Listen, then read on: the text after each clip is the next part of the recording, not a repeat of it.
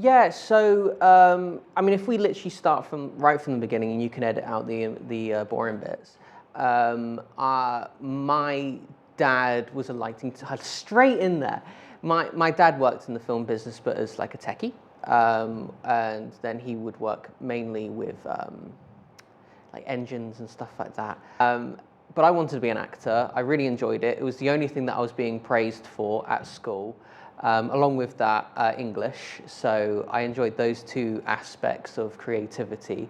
I then got an agent at 16 and started working quite consistently, which is fantastic and a rarity. And then I admittedly started becoming quite annoyed with the castings and the characters that I was being given. It was a lot of broody nerd. I can see the nerd, but I can't see the broody. And I just felt as if the characters were really one-dimensional. And I would have liked to do more comedy.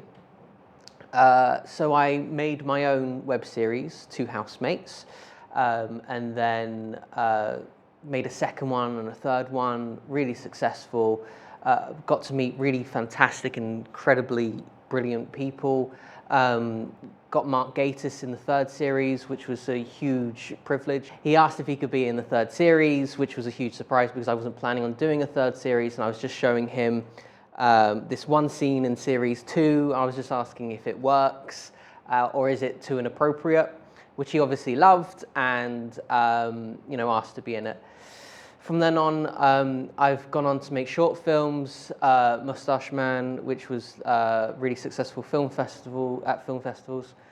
I made Mustache Man, which was really successful at film festivals, and I've recently just made another short film, which is in post-production. I've also got a film based on Two Housemates, which is in post-production as well, which is going to be going to film festivals.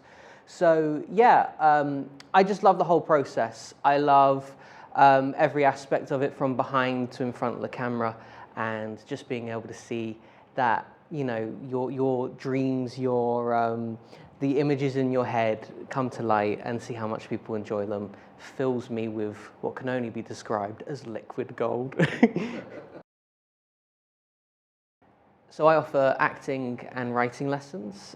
Sometimes at the same time, it's totally up to you what you prefer. And of course, the acting lessons are focused on technique and script work and kind of just getting that character right, along with behavior on set. I think it's really important to be able to know how you should conduct yourself. Writing is more about the creativity, holding you accountable to your own work, which is always important, especially if you're working for yourself. If you don't have somebody giving you deadlines, along with that, it's really helpful to be able to talk about your own characters and what your goals and ambitions are. And talking about goals and ambitions, great segue, well done, Sean, is I also offer mentorship lessons and a mentorship course.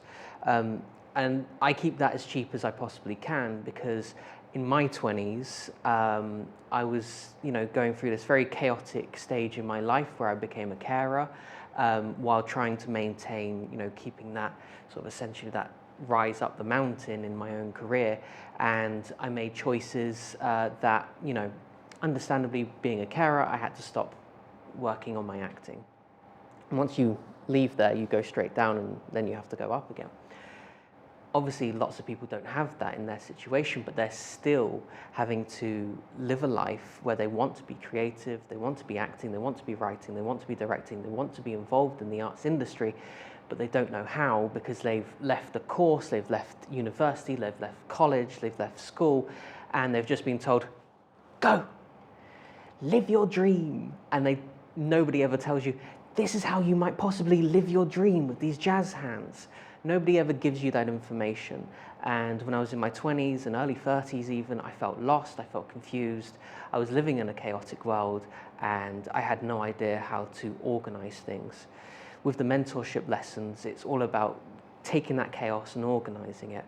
And I go through things like create a spreadsheet where you can, look at productions you're interested in, films you're interested in, find out how, I hate this word, but it's right, incestuous the production companies are, where they work with each other.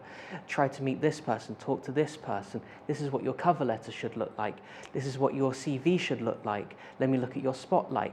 And essentially advise you so you're not sitting there laying in bed at night going, what should I be doing? I can tell you, these are the things you should be doing. And what's really important to me is that while I do these acting lessons and these writing lessons and mentorship, not once do I go, if you do all this, you'll be successful. I think a lot of, certain courses and people that kind of, and I understand why, it's a really good selling point to go, if you do this with me, you'll become successful. In that voice, exactly. But with mine, it's very much realistic in terms of we are working together to give you the best chances, but I'm not saying that if you work with me, you'll instantly become successful. But luckily, I have had clients who have managed to make a success of themselves by applying what they learn in mentoring lessons, writing lessons, acting lessons. They always apply their self-tape technique that I taught them to give them the best chance of standing out. Because if you hit that minimum bar, that's fantastic, because there's loads and loads of actors, writers and directors not trying and essentially just waiting for their opportunity. Exactly. It's so important to see yourself as your own brand. 10 or 15 years ago, you didn't have to do these things because an agency had your back. Now the world has expanded with, I understand why, but with the increase of self-tapes, the globalization of the industry, the chances of you being chosen are lessen because the amount of people that are being looked at. So if you can hit that bar, that, the lighting, natural lighting for my self-tapes, I've got a neutral background, my eye line is maybe about like 5 or 6 centimeters away from camera, so I'm looking here but not directly into camera. I'm making sure that they can see my whole face instead of looking down at a script. All these things, as soon as you start hitting that bar, then you're going to stand out to those who aren't doing it. So obviously loads of things are completely and utterly, especially in this industry, out of your control.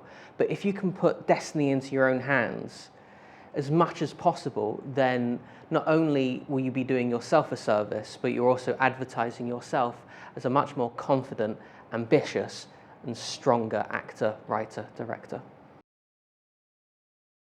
Yeah, it's seeing that motivation and that ambition actually come into fruition. A lot of actors talk about how much they want to do things, but a lot of time they don't know how to.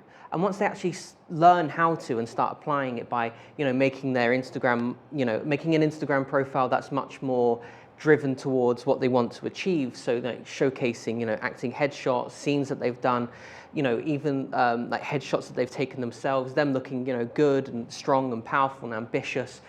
Those things I really enjoy. I don't know if I can mention her name, Evelina. If you're watching this, I'm incredibly proud of you. So Evelina has gone on from, doing, a course with X company, which I shouldn't advertise. They're very good, but doing that course, but also wanting to do these things, wanting to do voiceover, wanting to do mocap. And within a month after completing my mentor course, she's got herself an agent. She's gotten loads of voiceover stuff. She is more motivated, more ambitious, and most importantly, excited for the future. And I'm not saying that's directly because of me. It's not. It's because she's applied herself. She's learned from the mentor course, these are the things that I should be doing. And not only doing that, but has gone out of her way to get in contact with people, follow the right people, use that spreadsheet that we've created together in terms of like you're seeing names attached to names, attached to names.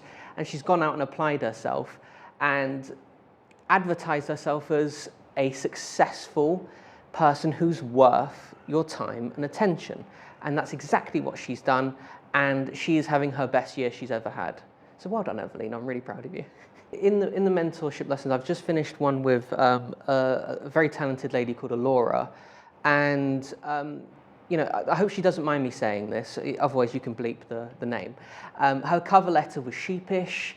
All her stuff that she was putting out was like, no, it's me. With like a small whisper, no, it's me. I was like, no, Alora, you're talented, you look good on camera, and you're ambitious. You need to showcase that without coming across as arrogant. The best way to come across as confident and not arrogant is by going, I'm really good at my job, here's evidence. And even if you don't have evidence, you go, I'm really good at my job and this is why. And I think a lot of actors feel as if they have to be really sheepish and tame and quiet about their career, about your wants and your ambition, your drive. We're really sheepish and quiet about it because we don't want to rock the boat. We don't want people to think, oh, I don't want them to think I'm an asshole or anything like that. No, no, no. All the people who talk about what they want, who talk the talk and walk the walk, are worth listening to. The only way that you're going to come across as negative or bad is if you treat people wrongly. If you're nice, kind, but still ambitious, still driven, and you're not stepping on anyone's face to get what you want, then you deserve to be there. I was helping someone with their CV yesterday, and they want to be first assistant camera. They're not going, I want to be a DOP. Like, yes, they want to be a DOP, but they've got those realistic expectations of what people want. So I want to, set myself up to get a first AC job. Well, first of all, think about what they want from you. Well, with first ACing, first assistant camera, you're going to be doing quite a bit of work. It's just the nature of the beast, and you're going to be listening to the DOP a lot. So you want to be kind-hearted, nice to be around. Those are the minimums. And then you want to be attentive. You want to be willing to learn. You want to be willing to do a lot of stuff.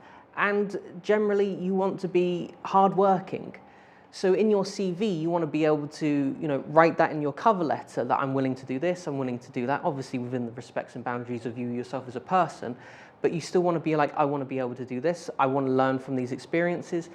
Really come across as someone who's willing and happy to do these things. I think that to somebody who's hiring sounds so much better than someone who goes, I want to do first AC and what am I getting from that? Nothing. So coming across as like, okay, that person's worth working with. And I think it's exactly what you said in terms of how this industry works. We're all so interconnected. Being kind to one person can easily lead you to go, Roger was really nice on that thing, and he was very talented and nice to be around. We do need a photographer for this, or I know somebody who needs a photographer for this. Let's get Rog over. If I go, oh, Roger's really talented, but he was such a pain in the ass to be around, it's highly unlikely that I'm going to hire that person. But if I'm like, Rog knows a lot about Judge Dredd, I know he's nice to be around, I'm going to bring that person on. And that's the way that you should go about things, not just in business, not just in the arts industry, but also in life.